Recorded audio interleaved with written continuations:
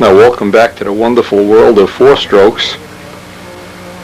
And how much fun we've been having retrofitting up all these old beat-up old concourse winners with four-strokes. This has just been a really interesting adventure.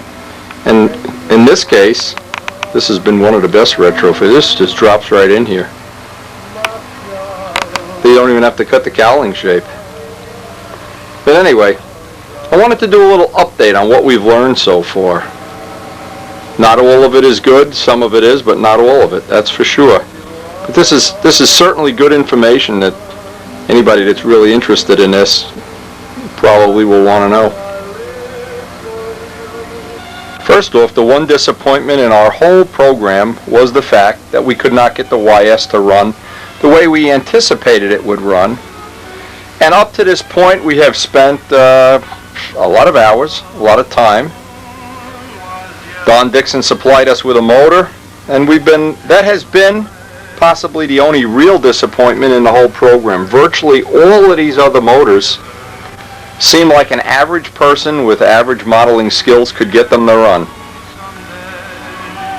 Now, unlike the Jet, which pretty much is, I feel, the development on it is done, it's still a competitive, right from George Aldrich, buy it, bolt it in the plane, get the prop and pipe right, and we still have our two serious competition planes fit up with the Jets. But we are going to be making a Typhoon, and so far from what I can deduce from testing 7 of these motors, it looks like the Sato 72 is going to be the winner overall. And I'm not sure exactly why we were unable to get this motor to perform the way it's supposed to. Vladimusko gave it several days of trying. He finally gave up, as far as I know. Pete Bergstrom and Big Art have given up. I'm not sure if Charles Mackey has given up at this point, but so what's happened here is we're trying to narrow it down a bit. As promising as the advertisements for this motor and all of the things I've heard from RC people, as promising as it all is, there's always the reality. And it's the reality that, I mean, you can have the fanciest football team in the world with all kind of fancy plays in their playbook. When it comes time to gain 3 yards on the ground, a lot of them fall short. I'm not sure if Don Dixon will agree with me on this, but I think come springtime we will give this another shot, possibly in another plane and possibly under some more conditions. But what we have to do now is isolate and put most of the time that we have left, and we have very little left, if any, into what we feel is the most productive channel. Now, whenever I'm in doubt or whenever I'm trying to do some serious thinking, I come up to the Spitfire bedroom and I try to be honest with myself. And here's the dilemma that we have. Right now, if we had a month or two of real flying time left, I would spend some more time with the YS. I would spend a lot more time with the smaller engine, the 52s, the Maxes, the Magnums. But I've kind of shelved all that because I realized something that was hard to learn years ago, and I learned it, I guess, the hard way. And the lesson always is, bigger displacement is always better. And if we're going to be allowed to have up to a 108, I just don't see any real advantage in having a smaller of two engines if they weigh the same. In the case of the Sato, the 56 and the 72 are very close, except the 72, from what we can tell so far, is so much more friendly and able to turn at a much bigger prop. We also had another really good experience last weekend. I had left the plane with Mike, and the starter battery went dead, and they had to start it, and by the end of the day they had it starting on the first flip. The 3 or 4 guys that were flying the plane, none of them had any trouble starting it. So that's another little plus feature, should we ever want to fly it in F2B where they don't allow electric starters. But again, what we need to do, what I need to do, after some serious thoughts of where I want the program to go, I'm going to kind of channel all my energy into the bigger engines, the 70 and 72, and my number one choice as of today the Servo 72 looks like, for all purposes, to be the easiest of all the engines to tune. I just can't imagine that there's a problem that an average person with average modeling skills would have getting that engine to run. So to put everything else aside, I've kind of put all the stuff I'm not using up here in the Spitfire bedroom temporarily. And what I want to do for now is narrow pretty much all my energy into that Servo 72.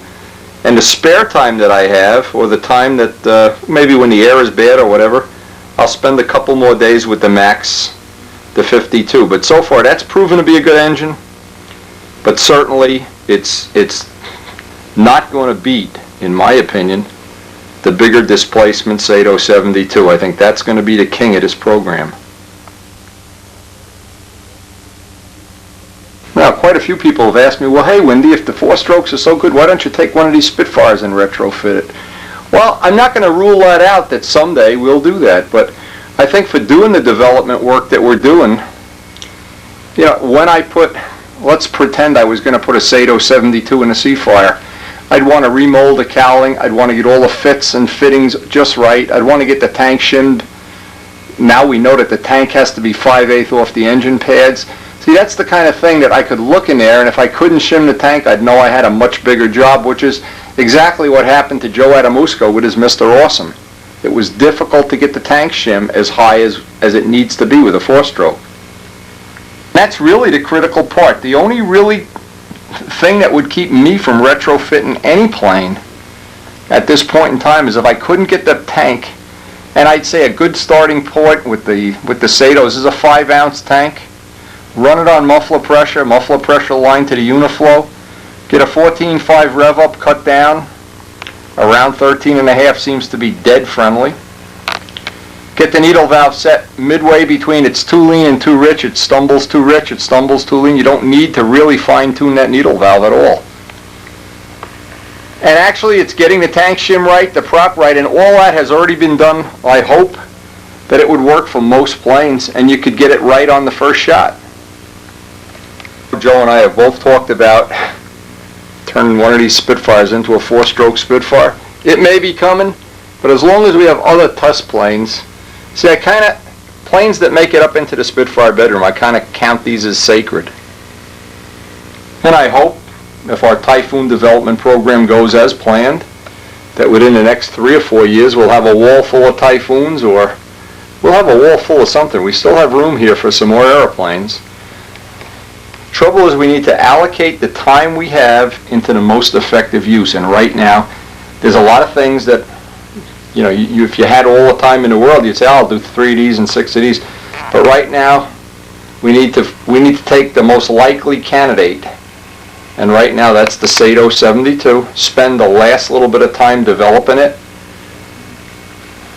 And again, I think of all the development we've done, if that's the only thing that comes out of it, if it saves people from buying YS engines, and I could anticipate 8-10 other people that might have bought a YS 53, well, now they have a 60, been very frustrated, and then had nothing but bad feelings about 4-strokes. I think we can turn that whole program in the right direction now. And with the Typhoon project coming up, there's going to be a lot of neat stuff happening in the shop.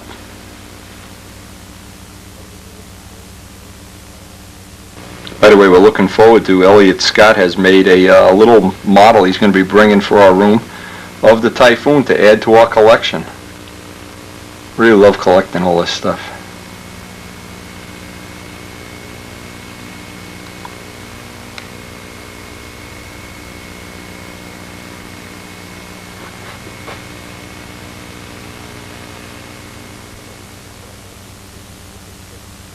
About the Spitfire bedroom. This is from Milt Graham. This is Gene Marlin's combination machine shop, workshop, and trophy shop. Look at some of the modern equipment.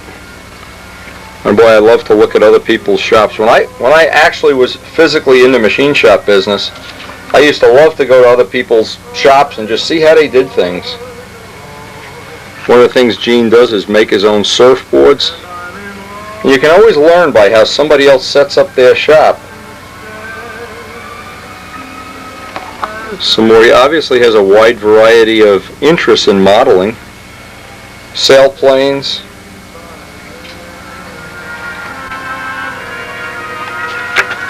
Just look at some of these pictures of the shop here for a minute, and then we're going to get back down to our shop and get busy.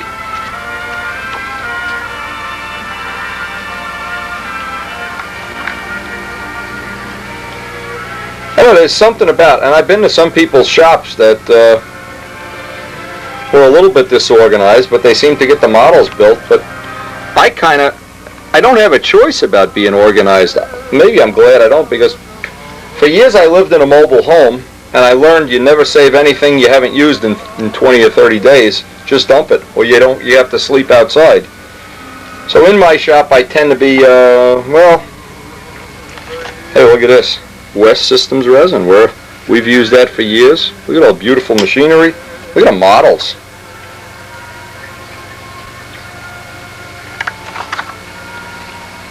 See, he's got a nice GB up there too. Nice P40.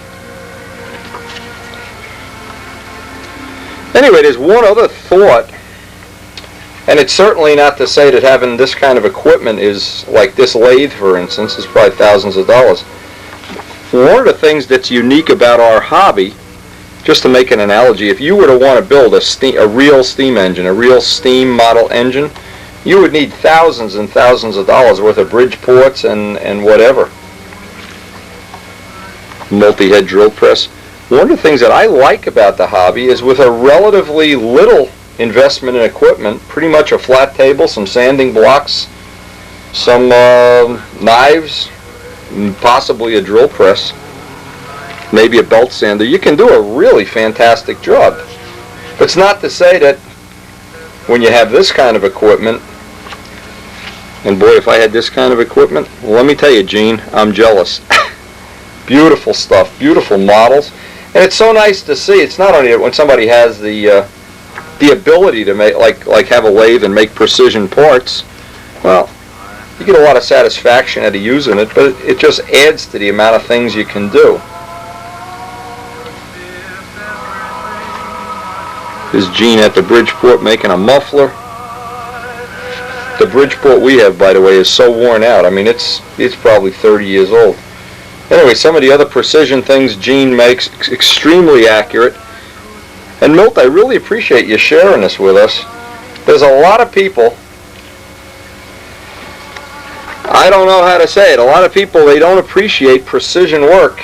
And my 11 years of being in the machine shop business and watching Joe Kay, a supreme craftsman, I learned a lot from him until he passed away 2 years ago. He was one of my people that I thought really could teach me a lot, and he did teach me a lot.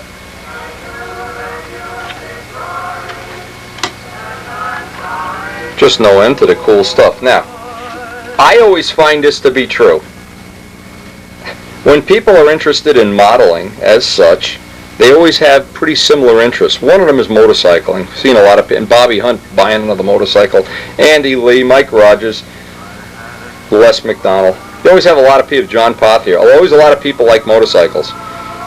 And they also like train layouts. Now here's Gene's train layout. This looks like a pretty cool layout and completely scale. Let's see if we can get a better view of this maybe. Extremely nice train layout. By the way, Milt, if you ever get a chance and you could shoot some video of his train layout in action, boy, I'd like that for my own personal.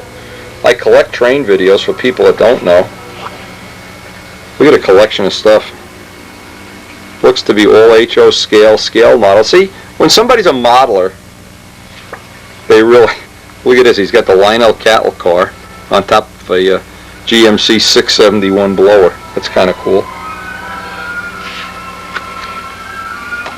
Anyway, we appreciate seeing Gene's stuff. Gene, you are, for sure, we could put a whole article in Stunt News, and I hope Milk Graham will select a few of these and put them in Stunt News. Look at this, a BD5J model. Absolutely beautiful. Unbelievable, in fact. That's really something special to share. Thanks a lot. Milt, you're fortunate to have a neighbor like this guy. Hug him and kiss him and buy him pizza. Today is Brian's here with the foam wing that's going in. What are we going to call this plane? The test plane? I don't know, dot stroker. Okay, dot stroker. Now the first thing, because we haven't done this on tape in a while, I'm stretching the tape and making a rubber band out of it. Do the same thing on the other side, Brian. Well, what we're trying to do, you hold the two wings together. We're just trying to see how accurate. See what I'm doing? I'm just using it like a rubber band to stretch it in position. Same thing down here. Pull it like it's a rubber band, put down your two thumbs, and then walk it to the middle. Line it up if you can. It's nice if you have a helper doing this, but you don't really need one. Stretch it like a rubber band. Now, since we don't have the bell crank, there's nothing in the way now. Now what this does, it gives you a rough idea of how straight the joint. See how crooked it is? Yep. So now you know which way it has to be shaved. It means this side is the high side. Let me see if I can show this on the camera. You see how it has a bow to it? Okay. Which is normal. So now you know, take these pieces of tape off, and we'll just shave this piece. Now probably it's hitting a high spot here. This right here is the high spot. So get a real straight sanding block. Take the pieces of tape off. So all these are on here for is just to show you which is the high side.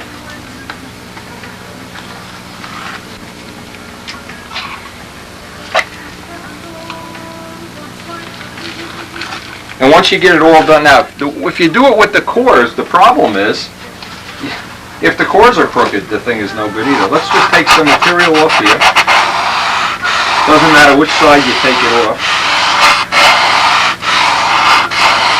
Because you're going to have to babysit this as we put it together. Okay, now put it back together again. Oh, is a lot less, but we still have some. Let me see how far we...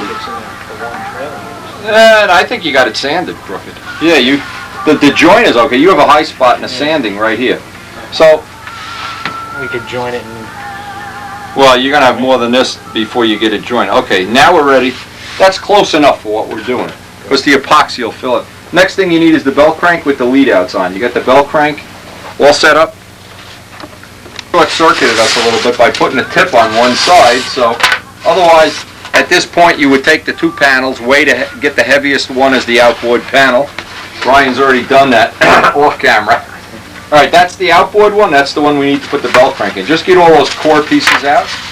Now, these are really excellent for one thing, if you save them. Somebody comes over your house, they're robbing you, you just go, oh yeah? Break their head open. Marked where the bell crank pivot's going to be. We want to go in 3/8 of an inch. Roughly half of the distance between the bell crank throw and the push rod, so that at mid-throw, the push rod is right on the center of the wing. And just, let me hold it for you, okay. And you want to get the notch about 3/8 of an inch. Okay, now cut the other thing, and then pull that little piece out.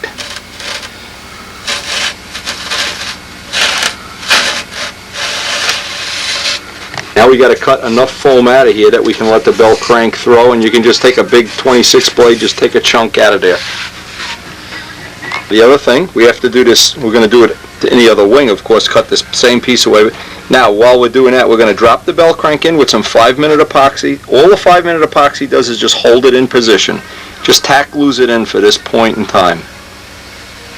Crank we don't even have it glued in. We wanted to mark where that push rod is going to roughly come out, because we're going to have to make the opposite cut. We want the push rod to be in the middle of the plane at mid-throw. Okay, so you can just get a brand new blade, cut that piece away for now.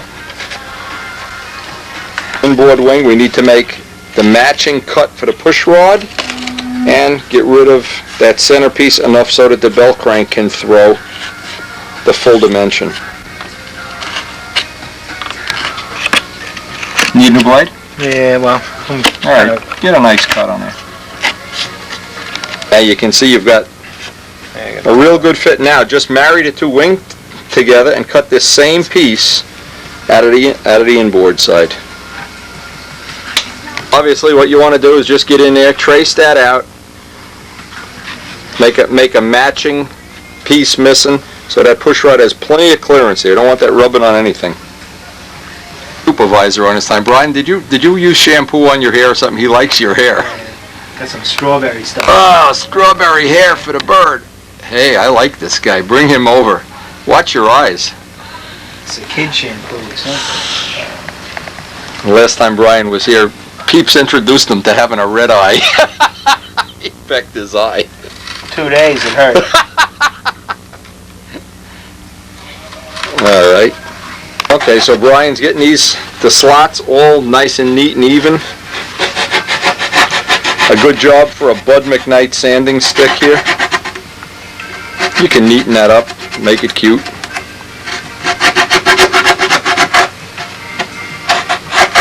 Just pressed in some wedges, soft bolts of wedge. What that allows us to do is make sure it's centered in the middle this way, and make sure you have enough clearance on everything, because once we tack glue that in there, of course, then this will be relatively rigid. Just make them a little bit oversized, and what I did is just make them oversized, squeeze them like a door shim and shove it in there. Dress it even, mix up a little bit of 5-minute and just get it up on the rod, and all that's going to do is hold it in while we join the pieces together. We shove some epoxy up in there just to hold that into position. Once it dries, we'll be ready to join the wing. Just pack that little area, because that's going to just hold that rod just from sliding around, slip sliding away while we're joining center of the wing. The reason we're rushing through this is because the first thing we're going to do is join the two halves, and by using tape in tension, babysit it as the 5-minute glue is drying. Then once that's together, we can start glass in the middle of the wing.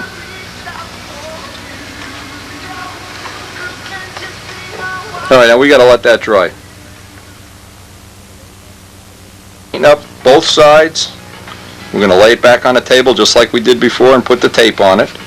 And always stretch the high side. Alcohol, now you could wipe off any of the loose stuff. It's already going to gel, so don't make yourself crazy. We'll sand it off. But now you want to babysit it, and whichever way it's starting to go, actually it's pretty good. Actually it's perfect. How come my wings never come out like this? Okay, so now just let it sit for 10-15 minutes. You can clean the table up, but you want to look at it every couple of minutes. Make sure it isn't walking off one way or the other. Perfect. Oh, the eyes of an eagle. Or is it a beagle? I forget. We're still babysitting, checking that constantly, but in the meantime, Brian's going to make up all the glass ellipses. This is 1/2 ounce cloth. We're going to use the SIG resin where one tube is twice the size of the other. We can get this all cut while that's drying up. And then just take a pair of my razor sharp brand new scissors. Never been used before. This way you can have all the glass cut, and when we're ready to glass, we'll go right through it. You can put all 3 ellipses on in one shot.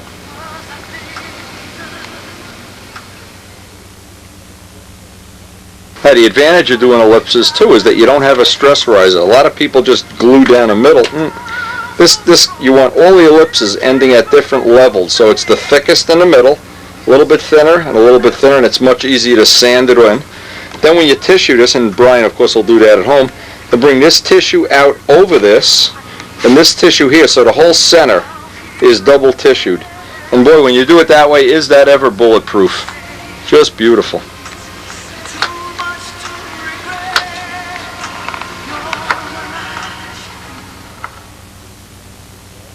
Original pattern, cut down 3/8 of an inch or so, make 2 more of them, then cut it down 3/8 of an inch and make 2 more. So you'll have 6 altogether, 2 of each size. In the meantime, I'll take the block and get all the ridges out of the top. Glue's already dried. Just make a nice relatively smooth joint there where we're going to lay out the ellipses. Now the objective of the glass ellipses again is that we don't have a stress rise, there's no spar in the wing, and it's like a phone book. If you can't tear the cover, you can't tear the phone book. All of the strength needs to go in this piece of the wing. Back here, nothing. You could cut that piece out and throw it in a shark pond. Right here is where you need the strength, right at the top. The next thing is I wanted to get one piece on here just to lay it out roughly. And you can take, oh, you got the pen there, Bri. When you're done, we'll put dots around here so we have a rough idea where this is going to go. And then well, you got 2 more to go. We'll be ready to mix the epoxy then. But the objective here, we want to do one side, flip it right over and do the other side. So that both sides are hot, just like doing a dope finish. Both sides are hot and both sides cool equally. And if it starts bowing in one direction, you can heat the low side and then babysit it for all the while that's drying. And once that sets in, which is about 45 minutes, she's locked together forever. All the planes, like the red plane, that purple and yellow plane, just to name ones that you've seen recently, all done exactly the same. None done this way have ever broke the wing. None. Make sure we're working on a nice flat table. Scrape it. I already shimmed the table. The table's been staying pretty good lately.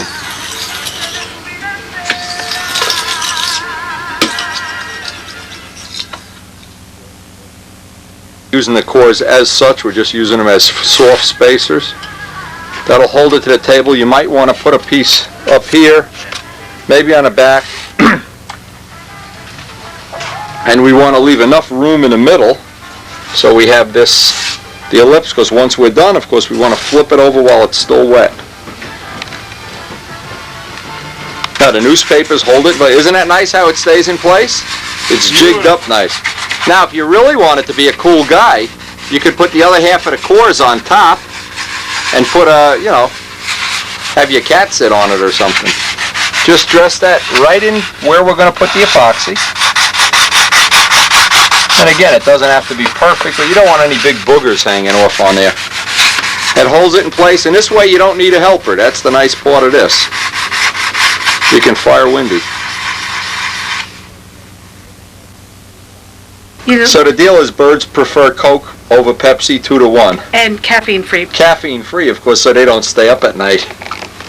That good? Is that good, peeps? John Brodak loves you. Buzz Brodak loves you. Hi, sweetie. Brian's almost ready to do his fiberglassing. You know what you want to... You always get all the dust off before we fiberglass. Get all the dust off the table too, Bri. Now we're ready. Now we're going to use the SIG epoxy, where one tube is twice the size of the other. Oh, he's got an extra one. In fact, let's see, it's 002. Try to get this dust up off of here too, just so we don't have that wind up in the fiberglass work.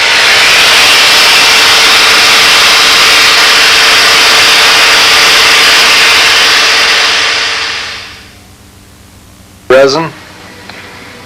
Put plenty of it on. Don't try to make it real pretty, or just make sure it's on nice. What we did off camera, we already did the other side, so we're going to have both sides with all 3 of the ellipses on, and then use heat a little on each side. Go back and forth. Trowel it out. Okay, you need here's your big guy. Lay the big guy right on there.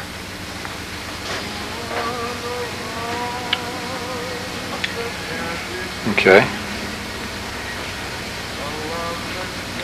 Just press the ball crank bolt right up through it and start at the middle. Work it out like it's a sunburst. That's the one thing you really can't do. Okay, but the way to recover from that, if you ever do that by mistake, is start in the middle and just draw it out with your fingertips. Use your bare fingertips. There you go. When you pick that up, all the cloth weave goes, you know what I'm saying? Mm-hmm. Yeah. You'll only do that once or twice and you'll say, eh. Okay, you got one on. Now make sure it's saturated before you put the second one on. This original technology, by the way, the credit for this, at least the credit that I've seen, goes to Big Jim Greenaway. He came up with this when we did the BJ series of planes. And I think I've said it before, or should say it again, that never seen a wing done this way break in the middle.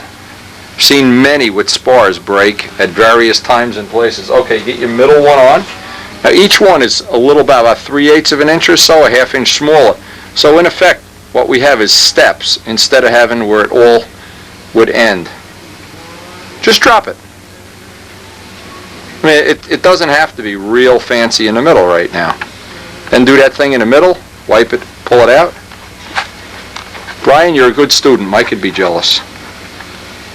Okay. This is the first time you ever did this? This, yeah. This Okay. bit, yeah. I mean, the first time you ever joined the foam wing. Yeah. Okay. But I think from this point on, you could pretty much. It's easy. So everything's easy when you know how. Well, if somebody helps you, that's what I find. No, even if you're doing like tile work, if you get somebody to help you for half an hour, you could, you can pick out 90% of it up. Just press it right through. The thing you want to avoid at this point is having a big dry spot. You know what I mean? Because we're going to get all that extra resin off anyway, so it doesn't even matter. And you got a good work time with this SIG epoxy. This is really, if you let it dry overnight, it'll sand. If you let it dry 2 or 3 days, it'll sand like butter. And if you can put it in your car where it's nice and warm, even at this cold temperature, you have radiators in a house or anything? Even a house window, somewhere where the sun is hitting it. Okay, this is the third one, same thing. You see, you'll have no steps on this.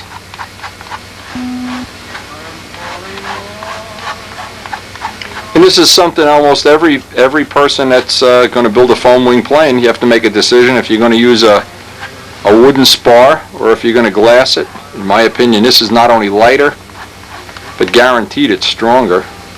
And it becomes a monocoque. The strength is in a big wide footprint rather than in a razor edge.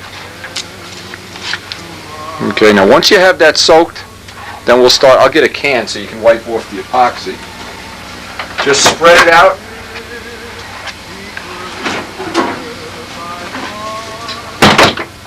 Now the only purpose of this can is so you have something to wipe the extra epoxy off on. You can see we've done that about 16 times already. Yep, just that's the deal. Now you can trowel it all off before you use heat. Start from the middle, work your way out like a sunburst. And don't worry about how far you go out into the wood. You want to go at least an inch, but the extra will wipe off with alcohol. And you'll notice if you press real hard, you'll move the cloth. You don't want to do that. You just want to press hard enough that the cloth isn't walking all over the place. And just, I'm getting a little strange. no, it's okay. That'll all come off with alcohol. You'll never have to sand that. I like to wait right to the last minute to use the heat. And then when you use the heat, you'll get the rest of the epoxy. It'll come right off.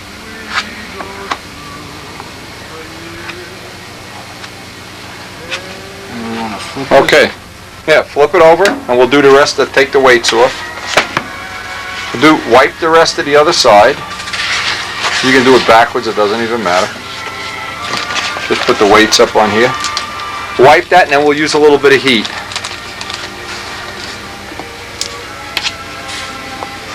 Same thing. You're well within the time window that we have available.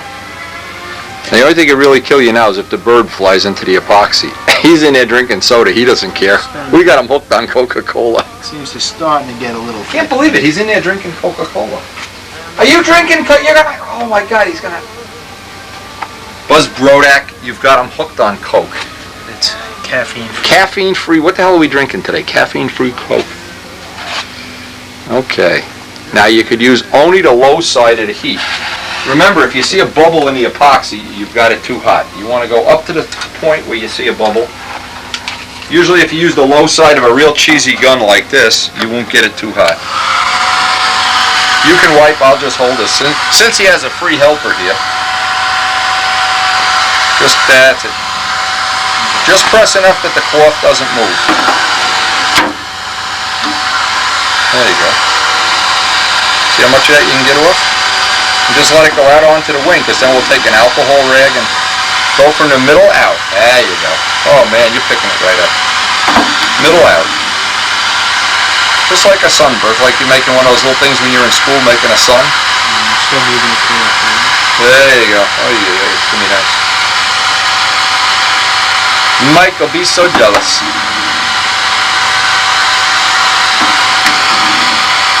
So I gotta hear Mike confess on video that he whacked Stevie's Cardinal. After Stevie flies into his plane and whacks it, he whacks Stevie's Cardinal. Oh my God. It was, Get like to be a demolition derby or something. it was funny. Yeah. As far as funny as a plane Try- crash can be. Yeah, try not to make the cloth move too much. Okay, you see it's even more is coming out. Just keep doing it. Nice light touch.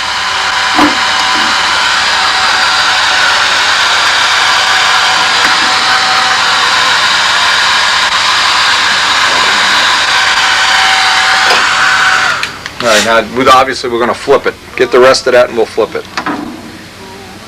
A little isopropyl start in the middle, work your way out. That cleans it all right up. Minimizes the amount of sanding you have to do.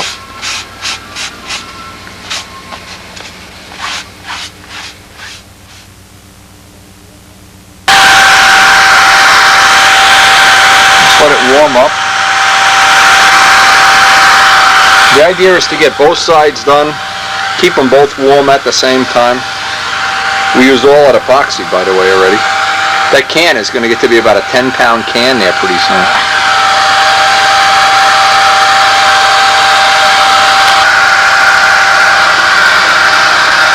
For pretty much anybody that wants to do a foam wing plane, what do you think we spent here? An hour and a half? Yeah. 2 hours? What time did you get here? After about 3:30, I'd say. 3:30, and it's what? Quarter after 5. Less than 2 hours, whole job, realistically. Join the wing, put the bell crank in, and you had the bell crank and lead outs with the lead outs already installed. Oh, we should be flying this by the time I get back from Vermont. Hopefully. And Pepsi out of the lid now, Bri. It's Coca-Cola, tastes so good. I think it's a good thing we It's the only bird in the world that It's a good thing we didn't crack open a beer. Whoa, we'll get them drunk.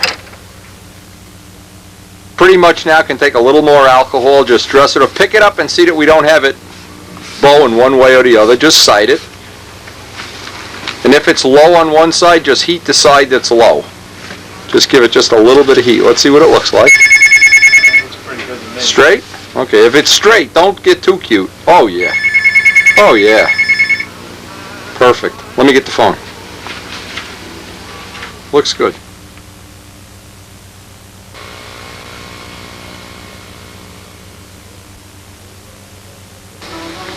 Today, one of the things Mike has been doing, he sanded out the last couple of coats of clear. Put some clear around the edges, and I would suggest you always do this in the course of doing a refinish or doing an original paint job. And he went off to work, and I'm going to try to give him a little hand here because we do have a nice fall day. So what I'm going to do is backmask as much as I can with the tin foil, and when he gets back this afternoon, he can, well, if he doesn't blow off the roof, he can get some silver on this. That we just have the old yellow Cardinal there all prepped and ready to go with a fresh engine in it. Don Dixon's 52. And this guy, I'm guessing we're only a week or two away, assuming we get the weather. Problem is this time of year, you'd have one of two things. It's cold, windy, and the leaves are falling all over the place. Very difficult to paint. We can't paint inside, but we're going to try to, over the course of the winter, set up the garage for a little better production. Well, again, that is yet to be proven that we're going to be able to do it. We have a heating unit. We don't have it installed, though. In the meantime, we're just going to tough it out, spraying outside. Like this, we want to pick a spot where we can end and put the tin foil, and then each time we do a little painting, we want to move that so we don't have a ridge going right down there. So in the final analysis, we can just bury it in clear. Same thing in here. I think it's just the most, well, the easiest, most appropriate, or whatever you want to call it, to just run right up along the fillet and do the whole wing.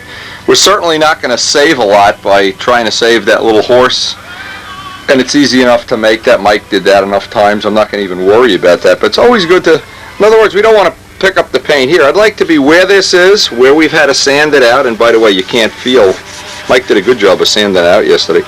You need I'd say 1/4 of an inch is plenty, but then as soon as you paint it, you want to move the tape so that you get a nice blend, and that's really the secret to getting it to look real nice.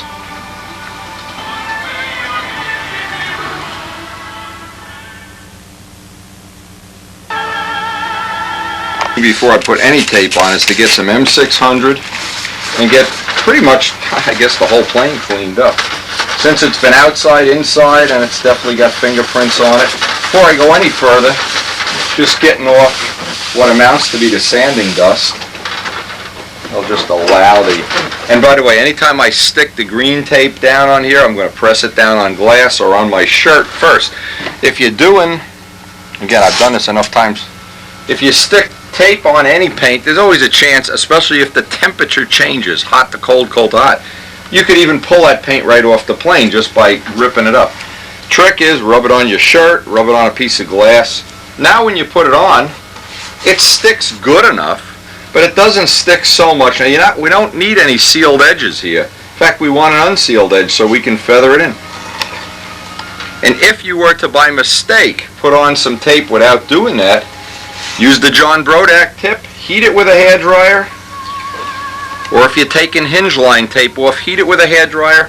Usually it'll come right off.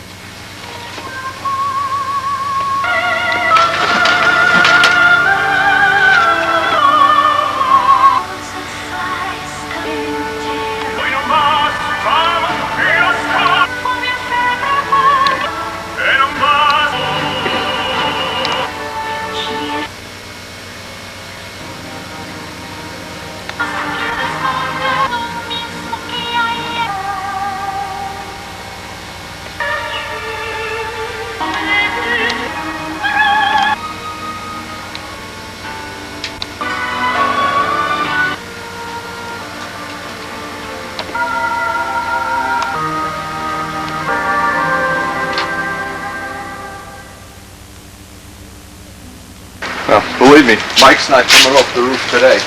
So here's the choice when you're a roofer. When it's a day like today and it's not raining or anything, you got to make shingles while the sun shines. So what I'm going to do, I'm just going to do this for him. This is not something he needs to practice. He's plenty good at doing this.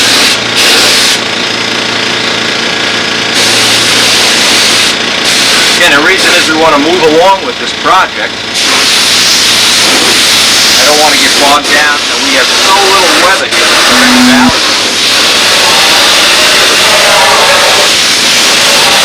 You can see the leaves are turning, the wind is blowing. Definitely not going flying today. Whew.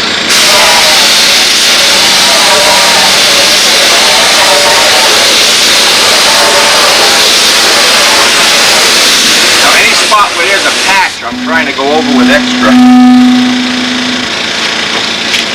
So that we're going to sand this coat of silver out, and this will be ready then to lay out the lettering.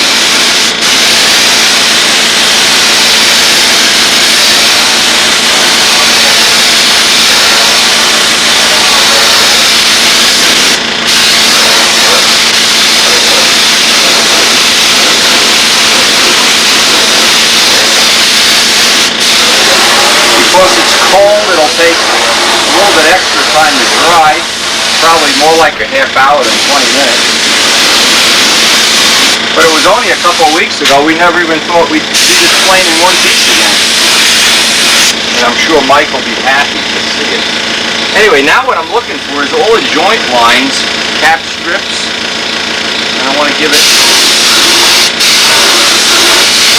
over the joint lines. Always a little bit extra over the cap strips, no matter how you do it.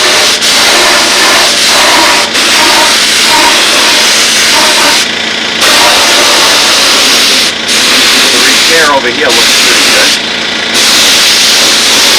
We don't care if the paint lines for the silver show through, because we're going to remask that anyway. And we have all the new Brodak candy apple colors. Here will be a perfect match. Even though we used the test colors on the original, I'm sure they're the same.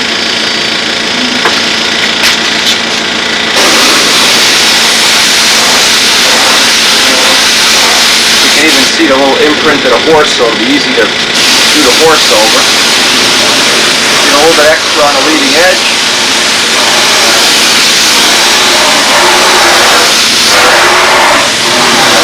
Yeah, these kind of jobs are real easy when you have a helper. And you can see what I've done. I put the entryway mat in the cellar to just to hold it in position.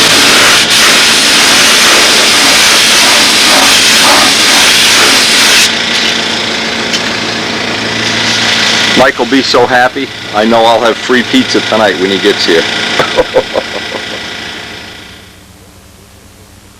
If you remember back only a couple of weeks ago, we really didn't even know if we were going to be able to fix this. We were thinking about putting a foam wing in the plane. We were thinking of all kind of other less attractive options. And I think we're only maybe a week or so away from, again, it depends on the weather. We're not in the nicest batch of weather of the whole year. But I think she'll live to fly another day. And that's always a very, very good feeling for the person, the owner, the pilot, whatever. We all share that joy. Now in today's mail, and I mean I'm excited as can be about this. This is from Paul Winter, who was at the Reno Air Races this year when Dago Red beat all the field. Anyway, Ken Tyser's probably happy about that. Anyway, I'm going to run through this group of pictures. He did not write captions, but I can pretty much figure out. That's Voodoo's engine, by the way. And kind of look down here and see the paintwork, which would identify it. Sure, Voodoo coming around the pylon. I believe Voodoo was second, but I'm not sure. Second or third? Now here's a great picture. As they come around a pylon, it's apparently Voodoo is ahead of Dago Red.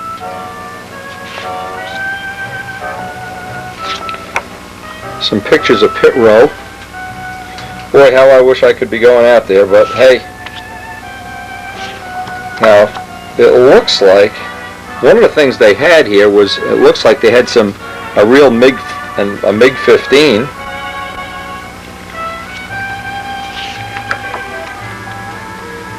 Look at the new paint job on Dago Red. Of course, each year they kind of repaint them. I'm not so sure I don't like the old one better. I'd have to ask Kent if he kind of got the flames thing going on there. I kind of really like the old one better. But of all the planes, this for sure, just ask Ken Clapson if you think I'm kidding, makes one you can use on a stunt ship. I'm not so sure we won't be doing something like this in the future. I just love this color combination. Very similar to my original Cardinal. One of the big Sea Furies. Miss America, another one that's been done several times. But I know Paul is doing a Voodoo, so guess what he takes most of the pictures of? Number 3. This would make a really excellent, boy would it ever.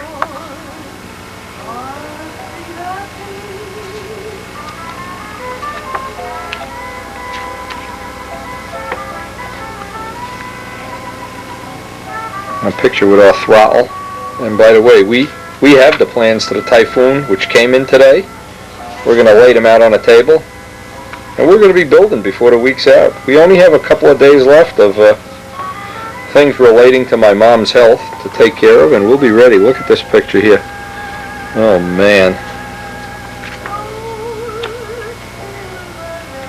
The Blue Angels, needless to say, were there with their support plane. Yeah, having seen Dago Red's new paint job, I have to state my opinion if I like the original one better.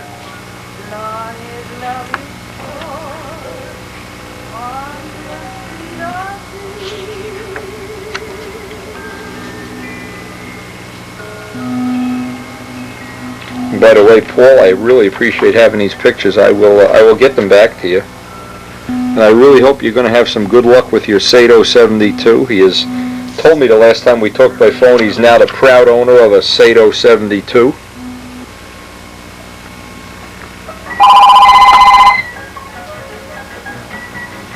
I'm going to take a break here to get the phone.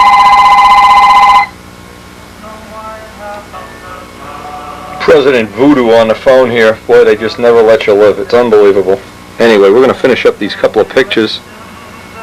Now, even though, and this is the truth, even though I'm not doing a Reno Air Race version of the Typhoon, certainly one of the ideas that Joe and I have toyed about is making a fantasy Reno Air Racer based on the Typhoon.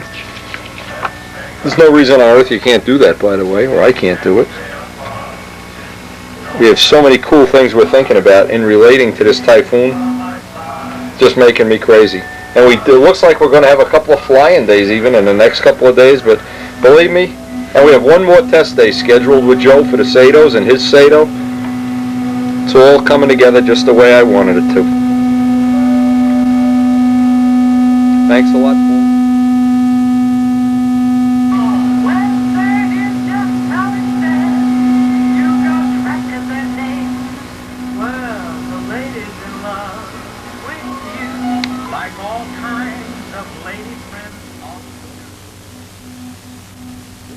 Also got this nice package from Gilbert Berenger. Whoops, by mistake he put a bird in the package. Anyway, I'm laying out these plans. Now what he did, he went through and very carefully made little notations of changes to the tank position that don't appear on the store-bought plans. See some of the things I'm glad he's sharing with us. This plane has a, well, it's a totally different design, but it has a very, at least according to the letter that he sent, a critical CG. Now I don't know why it should be a critical CG with such a, well, it's a totally different design, so I won't make any comparisons. Anyway, very, very interesting nose section, and of course he's using a Sato. The original had a Sato 56. These are from Gilbert Berenger, and they're full size, which is very handy, so we can use these for our own reference. This is the most important thing, though, is all the tank, the information on getting the tank lined up with, and of course he makes a Venturi to get all that arrangement in here. We'll use these to our very good advantage when we actually go to lay out the Typhoon. I'm looking at his wing construction too, and there's two different airplanes. There's a Sportster and a Sequoia. This must be something you have to make a special horn, needless to say. This is the, well, we're going to use these all to our advantage. Pictures of the wing construction and full-size templates of the airfoil. Very interesting, like a capped, I guess it's a capped D-tube, I guess. Interesting. And he sent these through Paul Winter. I appreciate them a whole lot. And I really love those Reno photos. Anyway, Paul, thanks a lot for being a middleman on this deal.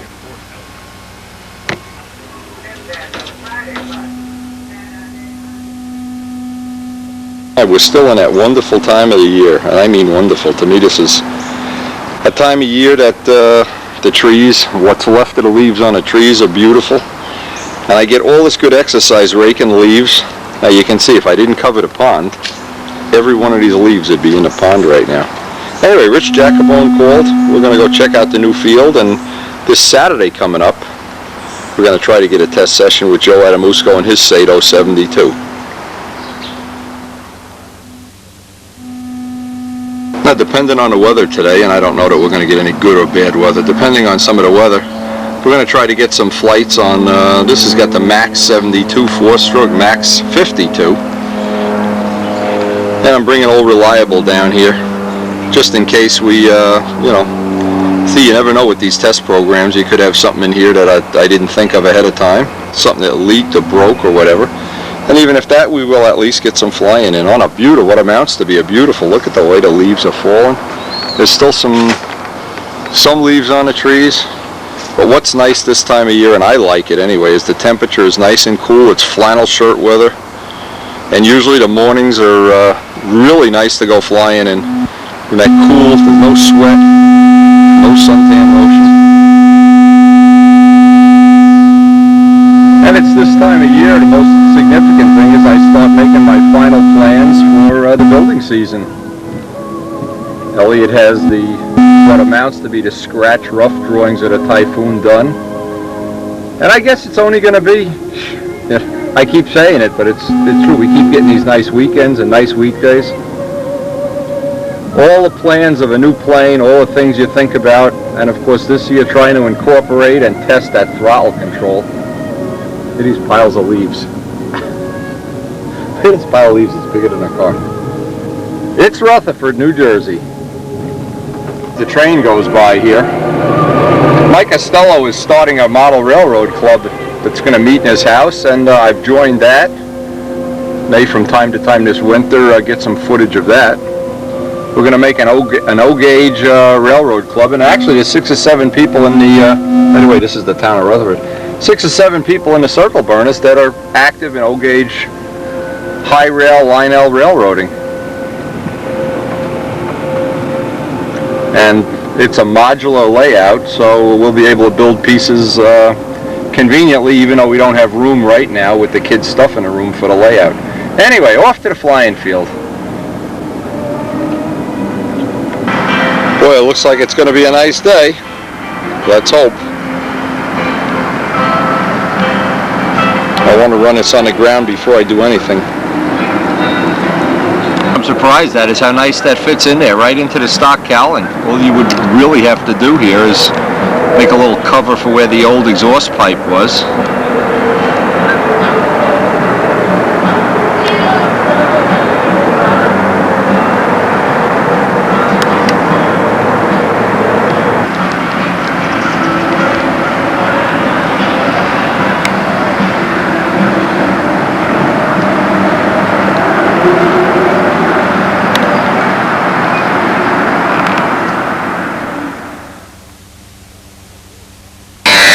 Now we've been out here about 4 hours now, and the only problem is we've had a lot of little problems to work through, which are all typical of a new plane or a plane that's retrofitted.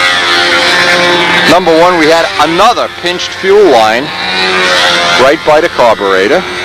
Something that's happened to me before. I got to start paying a lot more attention to it. So I replaced all the tubing, and sure enough it was rubbing on the carburetor, which has a lot of sharp edges. This is the Max 52. It has the carburetor in it, and the carburetor basically wired wide open. Rich has been flying his jet while we're working on this. Now, a couple of things really impressed me right off the bat. The 12.5 rev up looks like it's a real close match for this engine. In the first couple runs we had, the tank still needs to be shimmed a little bit more. It's still a little rich inverted, but we'll be able to. We're limited without doing a major cut. We can only go to the tank floor, and that's not really enough right now.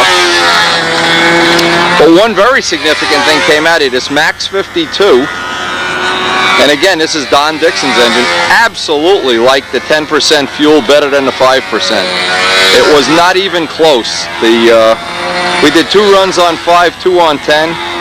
10 was much better, not even close. So that's a significant thing. When you can learn little things like that, that really makes the rest of it kind of get into position. And again, here's the biggest thing too. Since we're still running the stock exhaust system, what I've been doing is adding solder to the tail wheel because I want to get the CG. See, this is the original Cardinal. This was the original Cardinal, and it's got an 11-inch nose. Now that's fine if you have a Tiger 46.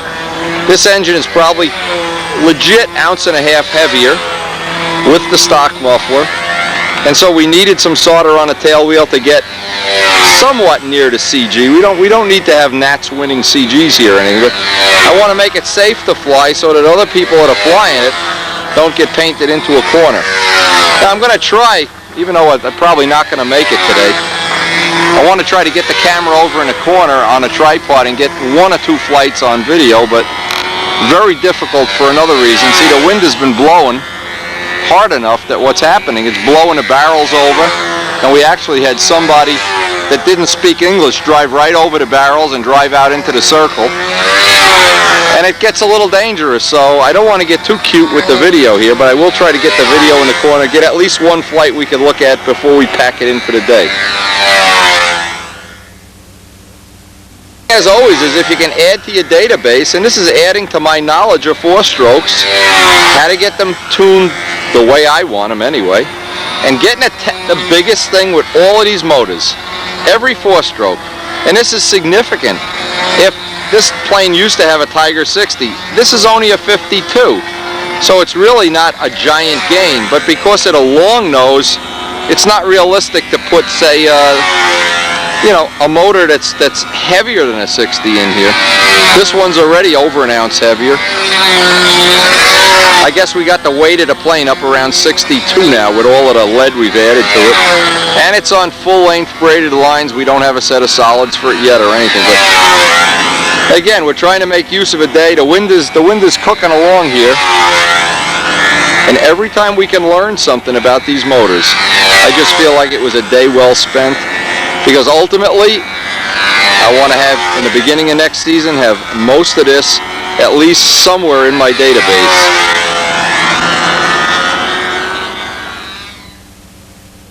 Stuff just blowing across the parking lot here. Not a really excellent test day, but Rich is getting what he wanted. We fine-tuned some props. He's getting some value out of the day, and if nothing else, we'll get an hour or two of run time on that Max 52.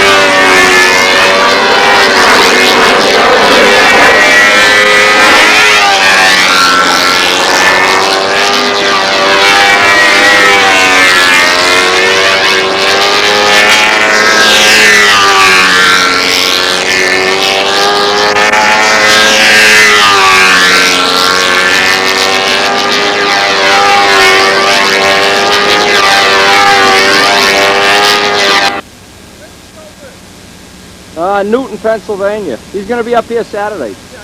End of a good test day.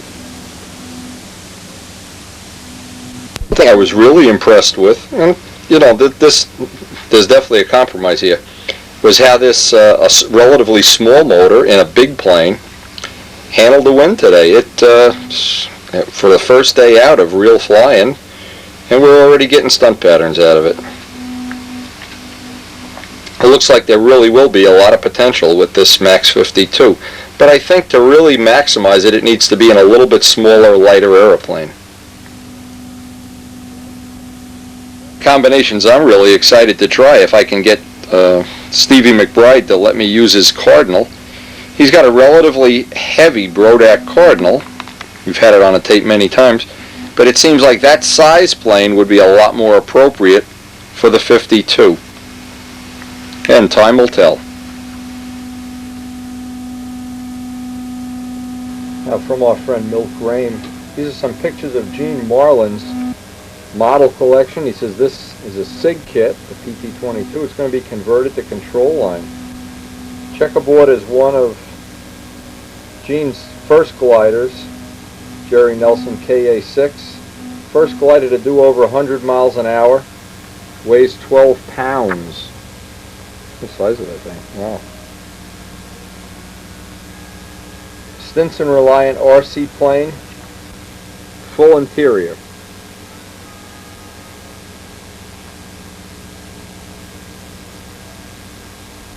Now it just happened that while I was showing these pictures the other afternoon, George Venturini was here.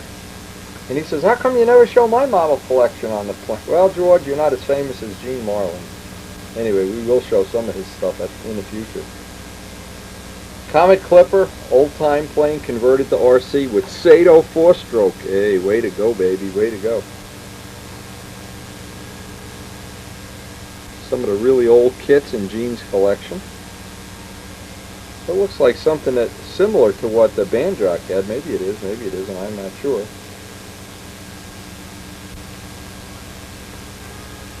A Bulldog control line plane built in 1958. Hey, that looks like a really nice plane. Nice paint job, by the way. Johnny Cashburn, Misbehave, the Damaged Musician. Damaged Magician.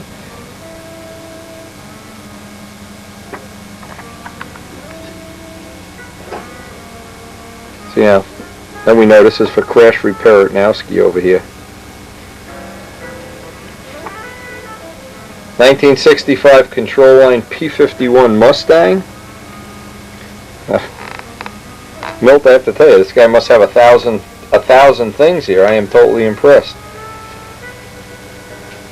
Triumph motorcycle, a rare version of the bike. Front is actually from England.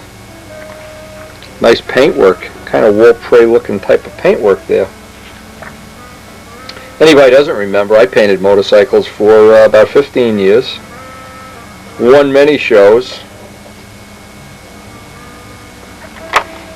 Picture of Gene charging his battery. Now this is the kind of picture I like. Schweitzer TR-3 scale glider. This was used to train pilots in World War II. Now that is the few of the glider meets that I have been fortunate enough to attend, and Jeff Stiefel is very active in gliding. The scale gliders are the ones that really appeal to me. Now this is the Cockpit Detail. And by the way, for anybody who doesn't know, when I first met Karen, one of the first dates, if that's the right word, after of course we went to dinner and lunch and everything, first real date we went on was a glider ride. I took her out to Pennsylvania, and we went on a it was a 3-passenger glider, and she immediately got sick to her stomach. She'll never go on a glider with me again. And the guy let me fly it and stuff. It was really cool. Cockpit detail of the DG300 Acro.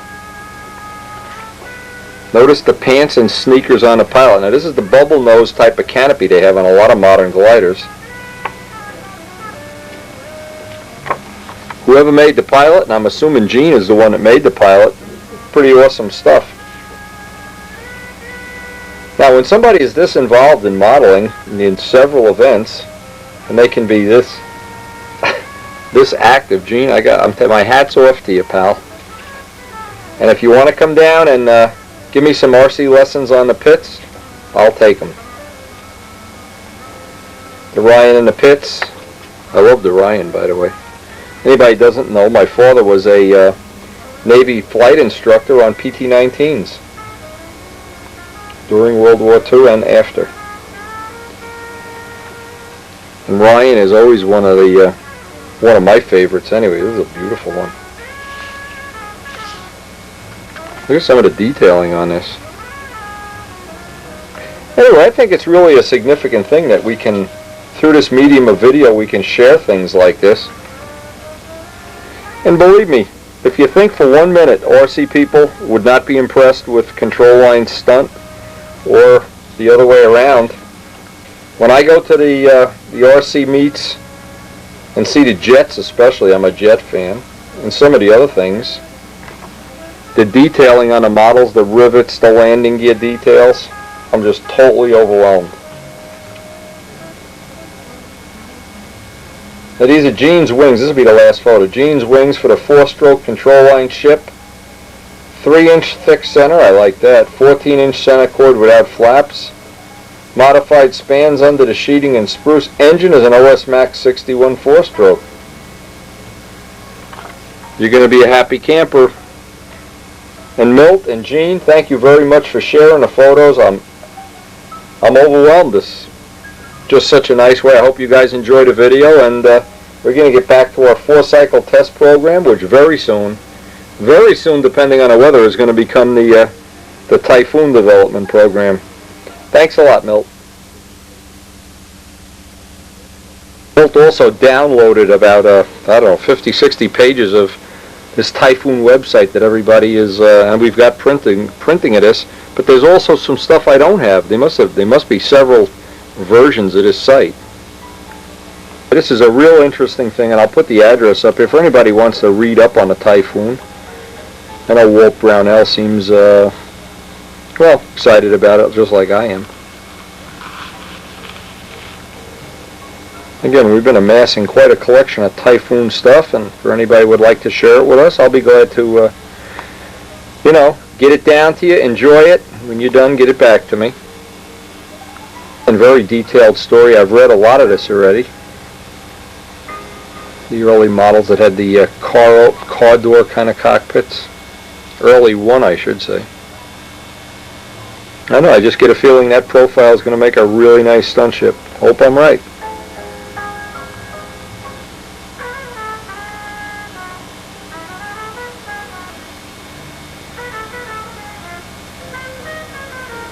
Anyway, here's the address.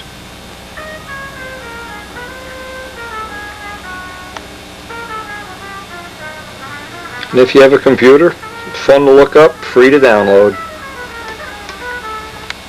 And here's the one for the Typhoon and the Tempest. You just put your VCR on freeze frame and copy it down.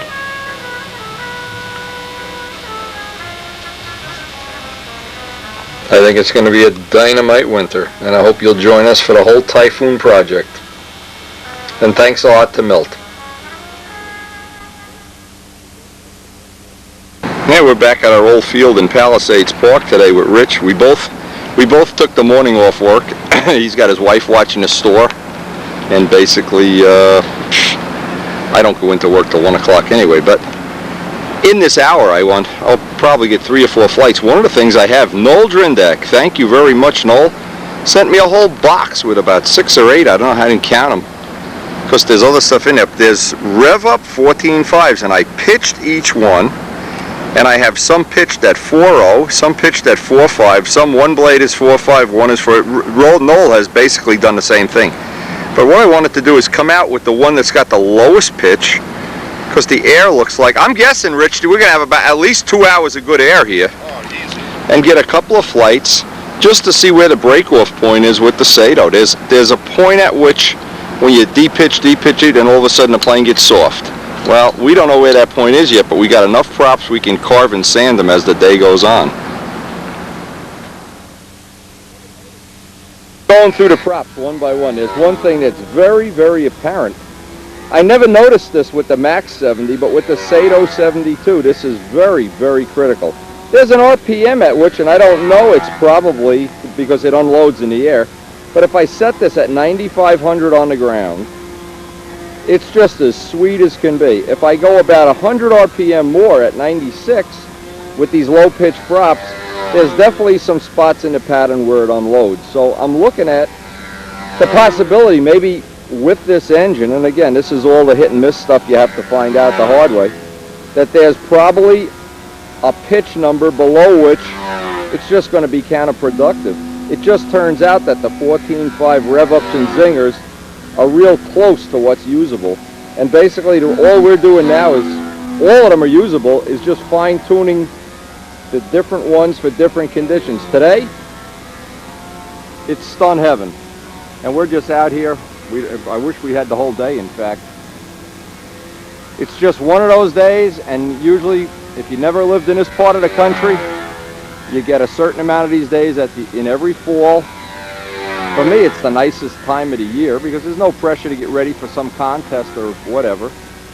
We can just come out and have fun fly sessions every day. The guys that come out, usually is very low pressure if Brian or Rich or anybody's here. And really, we can just have a great time. We are really getting good use out of this field now. We can take a little pan here and see.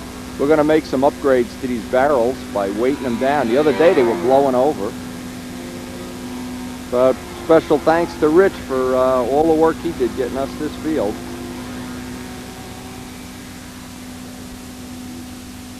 Fortunately, the footage that we shot at the field, I tried to use it when I went to play it back to edit it. Totally unusable because the camera was up in this corner of the lens, and anytime you're catching the sun, I just thought I'd put this on video. People want to shoot, and you want to have the plane straight ahead. Well, if the sun is up in this corner, it kind of distorts the whole camera, and what happens, the footage looks, well, it has a very funny, distorted look. I don't know what the camera corrects for the light or whatever. It almost looks like it's dark, so I decided just to lose that footage, and next time we're out at the field, we'll try to get some better quality. We had a good prop test day, and now we're ready to do some work in the shop. What happened is, it's just blacked out everything on the bottom of the screen here. This is the footage that I shot today, so I have to keep in mind, if I'm going to shoot from this angle, I got to be aware that I'm not shooting. The sun is coming at the camera here, and it's telling me everything against the trees is now black, which yesterday we were shooting from the other side, so kind of disappointing. I've never had this be a factor up until today, because at the circle burner field, what happens is you're always up against trees. So this is something with our new field and our new testing I have to constantly be aware of.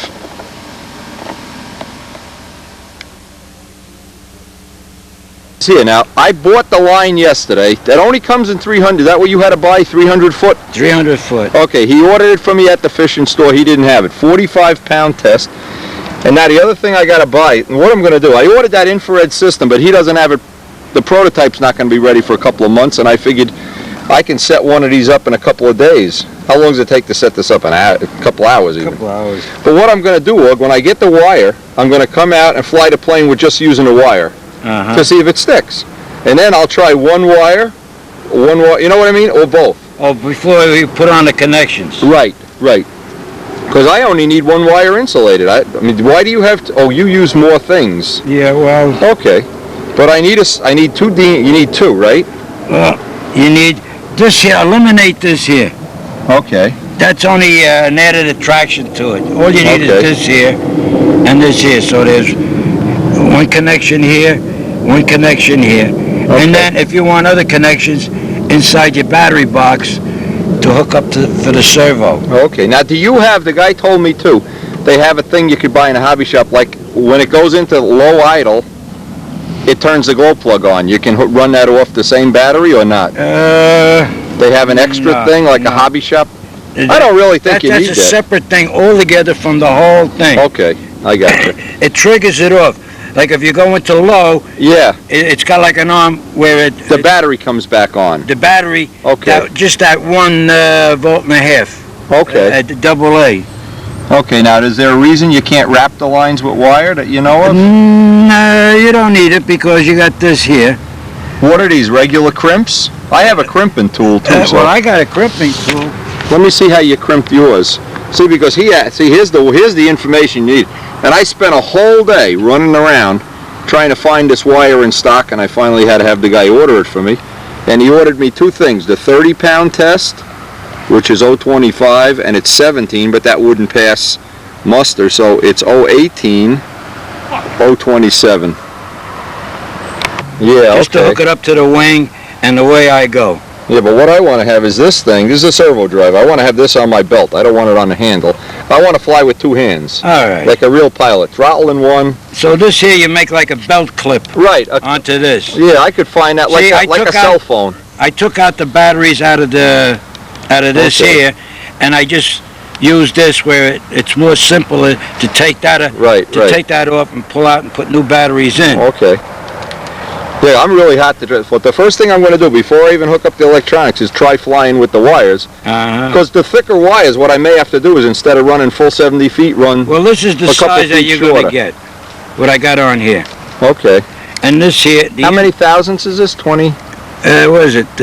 27? 27, okay. No, 24. I got a micrometer with me. I'll measure it up. I'll measure it with my micrometer later. And how long do you make the lines in scale? 60 foot. 60 foot, okay. 60 foot. And I tried these. These don't bind. When I did it on your Cub, it didn't bind at all.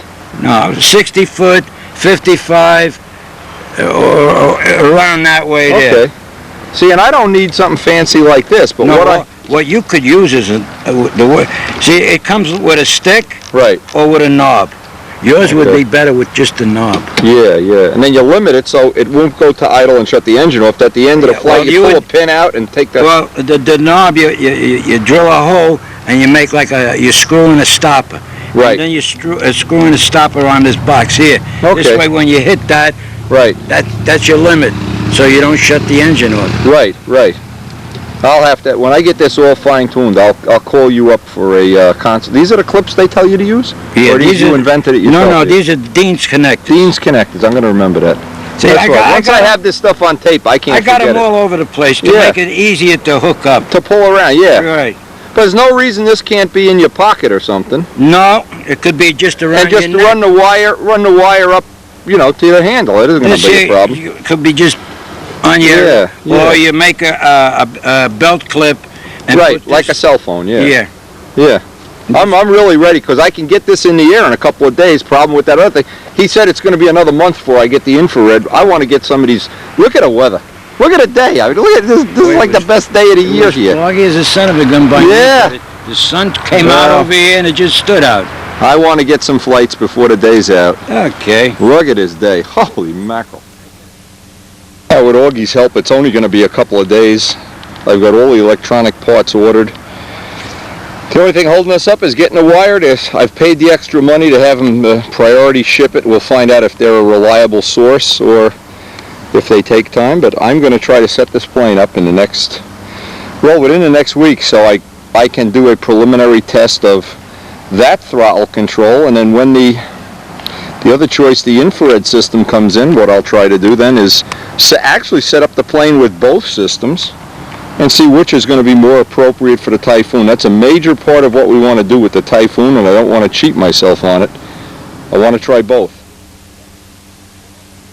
Now, I spent the whole day yesterday, I'm sorry I didn't get any good video, with these props. The problem, see, there's a thing that a lot of people don't understand. They think, first of all, they think you need one propeller for the whole slew of activities that you're going to do. It's not the case. What I want to have, the props that seem to work at the circle burner field on these conditions in turbulent air always seem to have more diameter and more pitch. When I get to a situation like yesterday where the air is good, it's directional, you can drop the diameter and drop the pitch at the same time. Now, that holds true with 2 cycles. I don't know just how it relates to the 4 cycles at this point in time. did off camera, and I did it at both locations already with the same result. I tried to run what amounts to be a true 4-pitch prop. This is a BY&O. I don't think many of these ever made it into the real world. But again, it did work. It did work good on a jet, that's for sure. But I wanted to see if that was going to be an appropriate choice. It seems like when you go for that low of a pitch, the problem is the Sato wants to run 9,500 RPM. And what happens typically when it wants to in directional air, and this is significant information that I'm just learning, when it wants or tends to wind up or speed up at about 10,000, and I'm just guessing, very close to where it wants to run with this prop, it runs into like a restriction, just like, and it could be that it's floating the valves, I don't know, or if it's just running out of an ability to breathe air, but it has a tremendous brake, a brake that 2-cycles really don't have. A 2-cycle engine, even with a pipe, it'll just keep running at some point in time. The only control you have is a mixture. This actually is almost like a diesel truck where you take your foot off the brake. But what happens if you have too much pitch in the prop, it happens at too fast of a speed. By lowering the pitch, it happens quicker, but it comes in a lot solider. Now, at the field the other day, and I went back and forth with the carbon prop, the wood prop, the Zinger, the rev up. What happened is, this prop was really working nicely. And it had just enough. Now what's going to happen when I try that prop, I almost know ahead of time, under these conditions where there's almost no air, very slight breeze, but it's non-directional. I can't use the wind as my friend in any way. What I really always wind up needing is a little more pitch and a little more diameter to make these conditions comfortable. So again, that's why I always bring out plenty of props. And the thing is, with Joe coming up Saturday, I'd like to have 2, 3, 4, maybe even 5 props for him to test on Mr. Awesome, which is a very close replica to this plane. But once this is worked out, what it allows anybody to do, and Bill Mazzoni, by the way, is interested. He's considering going to a 4-stroke. At least we have that information. And the same is with the Max, the 52, we know, the 12.5 rev up, just kind of is a nice choice. We want to have 2 or 3 choices, and I want to know which ones are going to work under which conditions, so that I have a chance with the Typhoon, at least this part of it, I'll have taken care of, and hopefully the throttle part, I'll either do one of 3 things. It'll either work in the servo mode with the signal from the servo driver going down the lines. It'll work with the infrared system reliably, or it won't work with either one of them, in which case there's still nothing gained, nothing lost. We're really playing with the house's money here, because the worst that can happen, we could run this just the way we do. And it's been fine in my estimation, just the way it is. Now again, what I always like to do on any test day, I like to get a square one flight. And what I'll do is I'll do that with the prop I used yesterday, because I know under the conditions we had yesterday on the runway air, this was working fine. I just want to see if it's going to get soft here. If it does, this is the rev up that has 4.0 on each blade. By the way, these props are all marked the same. You have to pitch each one. Some of them, and the ones Noel sent me all these props, they have a 4.5 on one blade and a 4.0. Noel and I both like those. That's a good compromise. But when they both have a blade that's 4.5, they really get a little pitchy. They get a little fast. But for these conditions at the field, and certainly in hot weather, or if we were going to fly in California or in the desert, that would be could possibly be an advantage. But always, whenever I'm testing props, and if you buy a 4-stroke and you can get the prop right, there's really nothing to do to the exhaust system other than just buy it or leave it off the plane if you don't mind the extra noise, and get the tank shimmed right. And I've been using all Power Master George Aldrich blend fuel. I don't think there's a lot other than setting the needle. There's not, and that you do basically once a day or maybe once a month. I don't know. There just isn't a whole lot to do. So in some way that might translate to an advantage for lower skill level flyers.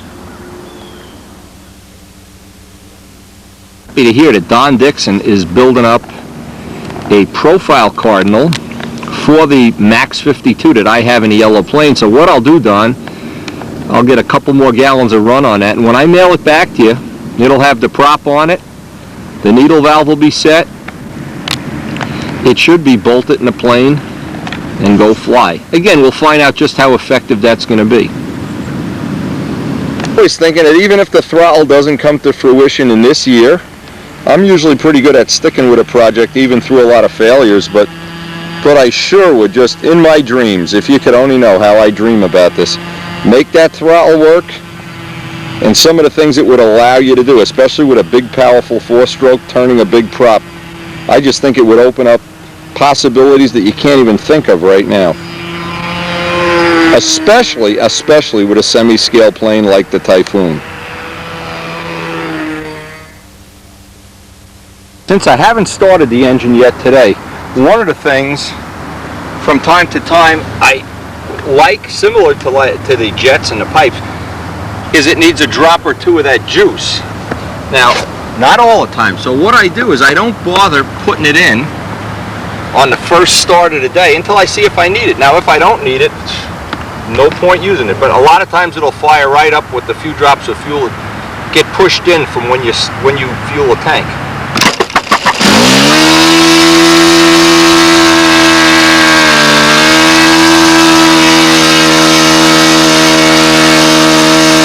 That looked like it was a little flooded.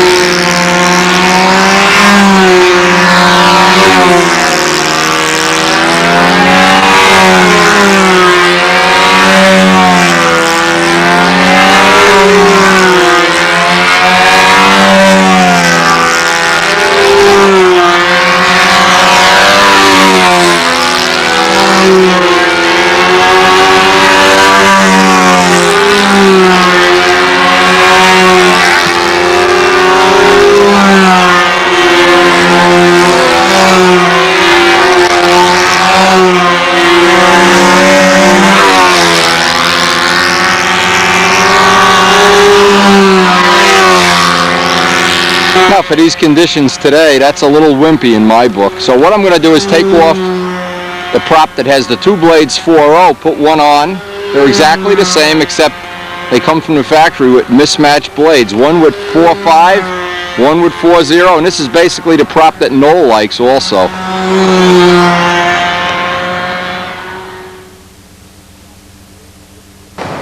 And that's the thing, is to try to figure out which prop is going to work at which field. Now what I'm going to do at the end of this session, it's what I do with all the props, I mark which field they kind of work in. Since we've basically narrowed this down so far to our development on the Sato 72, of course it doesn't discount the fact we may get the laser from England within a week or two, but I've heard that from the factory before. And like some companies, small companies, they're not tower hobbies on delivery. You know, it's hard to get that, but I wouldn't put them down for that. I'm just looking forward to testing the engine if and when it becomes available. Again, they have a really neat exhaust system, which I'm really looking forward to trying, and they have a different carburation system. It's right up on the engine like a Ducati. We're going to find out. The only way you find this out is by doing it. Unfortunately, reading magazines and videos and stuff, it's all nonsense until you get to the flying field. And even to today, even this is the 7th gallon we have of fuel through here, even today I still have trouble getting that glow plug on.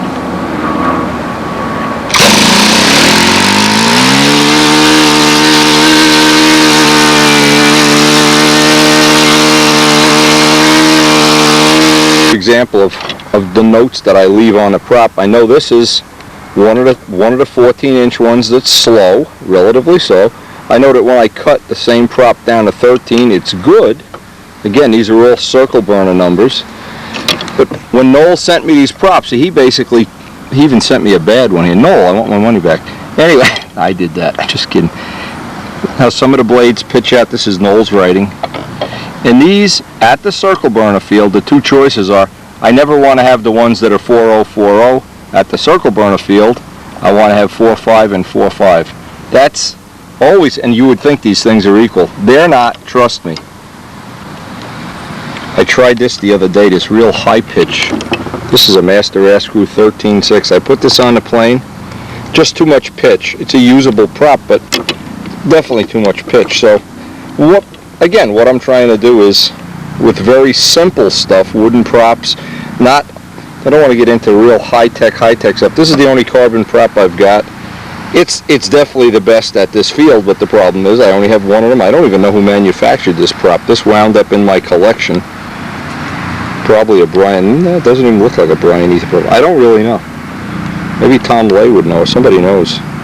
It's pretty much a clone of a 14.5. It's even small. But again, having one of them eliminates that from the develop it for the Typhoon program, because I don't want to nick the prop on takeoff, boom, you're done for the day. No.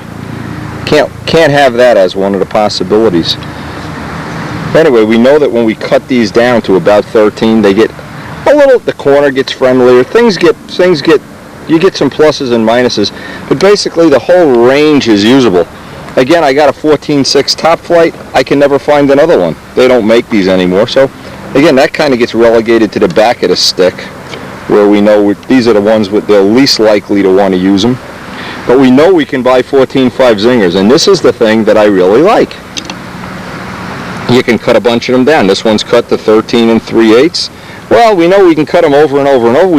You buy them from John Brodak, by the way. Just dial up John Brodak.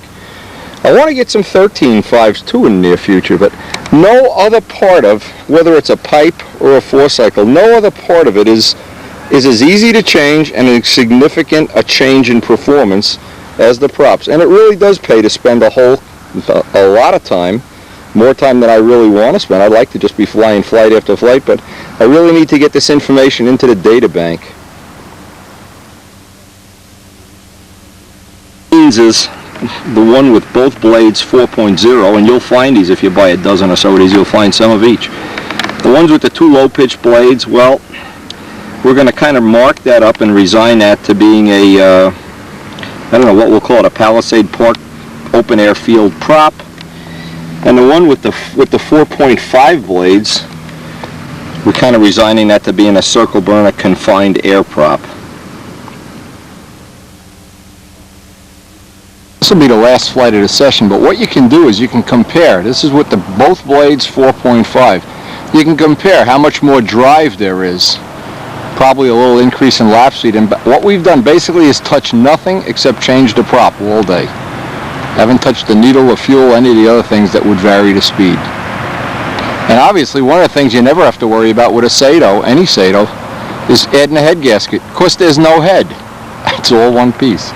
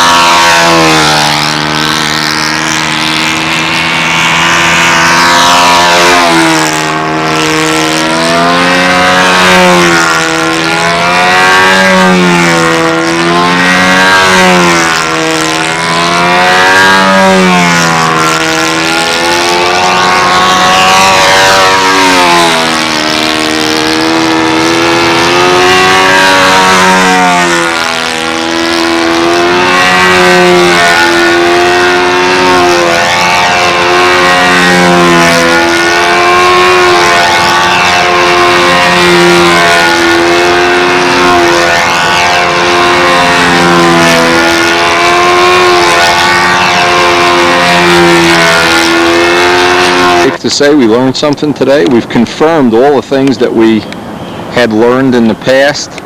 And I really feel like this will be such a big step ahead when we get to doing further development with the throttle and with actually building a Typhoon. And I'm trying every possible way to learn about throttles. In fact, Augie's going to try to help me right now. We'll see if we can get some of that on video.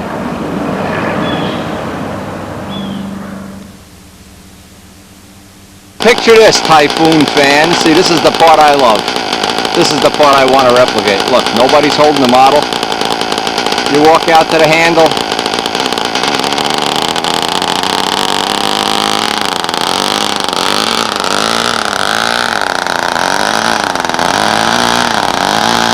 They probably won't score it, but who cares? They'll never forget it. I think it'll blow them away. Oh, I just love this. You can taxi around, pick your takeoff spot into the wind. Now granted, this is not going to be, you know, like the people at the Nats are not going to say, it's not within the rules. We just want to do this. I think that is so cool. Fred Cronwet would be impressed. They sent Fred a copy of this video.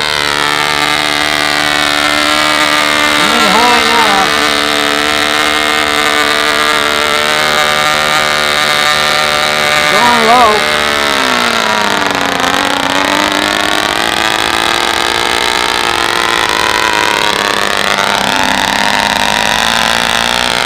I'm going to try to zoom in on it, so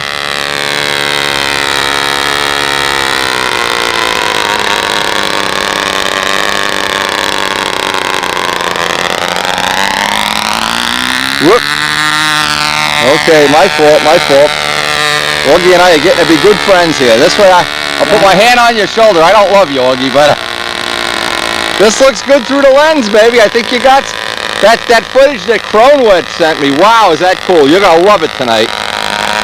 You call him up and tell him he's a cool guy. We're going to dig up the circle burner field so Augie can fly on pontoons.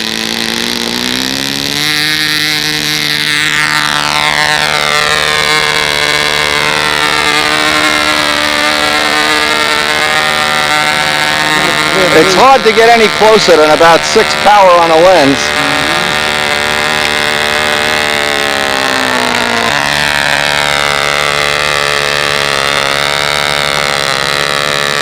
The thing I want to see is how you're working the throttle off the handle with your 2 middle fingers. Stand up over here.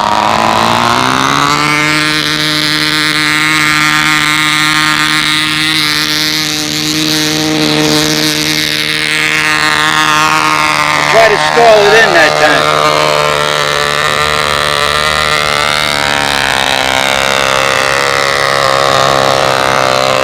You want to see how I work? I'm in high right now.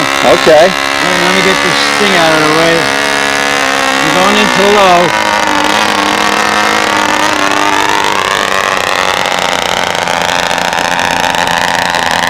Might have enough to feed the land. Yeah.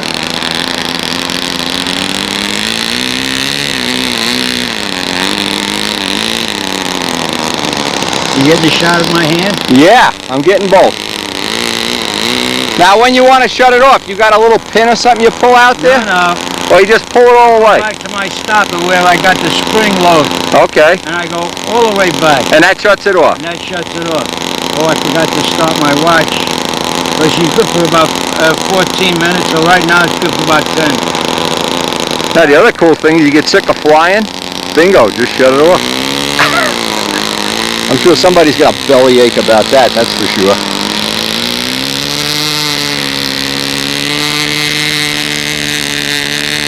Smooth takeoff.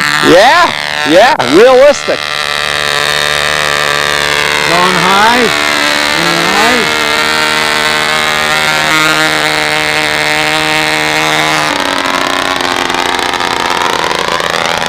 That Cronwet thing with the Cubs on floats though, Augie, that is so cool. You know, it'd be cool if we could do it when our field is underwater. That lucky month of the year that we always have to live like Atlantis here. Oh my God, Typhoons. Put down your hanger, put down your camera and grab my handle. Okay, 1 second. Typhoons forever. Okay, now you just want me to hold this? No. With your right hand, put the camera down. 2 fingers. Yeah. With the left hand. Now, Augie, let me take a couple laps and make a couple landings. I am blown away. That is so cool. Yeah. Well, we're going to know real soon, Mr. Servo Driver, if this is usable in stunt. Oh, Typhoons forever. I just have a feeling this is going to work as cool as a cucumber. Like you say, when you make your ring break, you don't tell them nothing. You go into low and you just go around a circle and low. Inverted.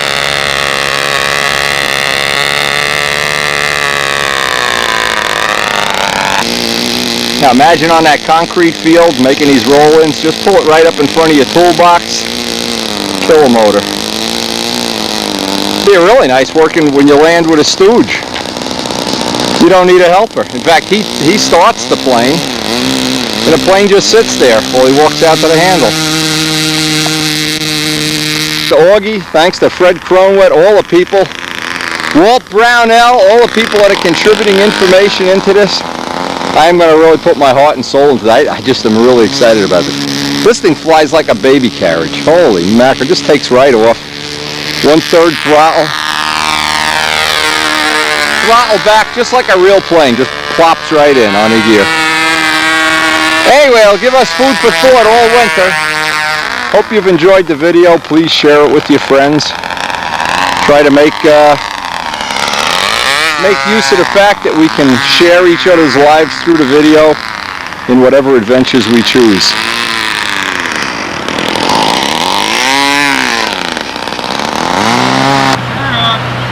Shut off! Augie, that thing flies great, man! Yeah, it feels great. It's easy as pie. I'm absolutely convinced now, more than ever, we are going to be able to make this work. Anyway, hope you've enjoyed the video. Hope we'll see you on the next video. What a great break from, well, we had a great test day. He turns the batteries off and you're done. Hey, you want to take a good close look at this? Shut off. And the spring load just holds it. That's wild. Into high. Even using a bobby hunt handle here. How sacrilegious. Should be using a windy handle here. No, that really, that is the easiest. Unbelievable. Now, you know, when I have this all set up, you guys have one of these scale meets? Yeah. All of these guys are going to hate me, I know it. Well, I got to get some documentation so I can give you guys a reason to start finishing planes better. No, you oh man, them too good. It look like they just came out. No, my Typhoon's gonna look like the day it rolled out of the hangar over there in Schmutzenboro or wherever they made them. Actually, I got a lot of data so far. It's a really fun plane to research. Finish any more than what it is now. Yeah. The same thing is about 4 or 5 years old now as it is. Yeah. Oh, the old red guy over there is 14 years old. Anyway, is altogether. This thing is about 20. Augie, if this thing had a 4-stroke, it would even sound more like a real plane. Yeah, but I had to change too much in the front. Oh, okay. But I got a 4-stroke. You wanna borrow one? I'll give you the right price too. Don Dixon will never know we loaned you his motor. Well, you got Poor guy, we're wearing his stuff out. Don, if you're watching, Maggie's doing just fine. Hey, see you on the next tape there, brother.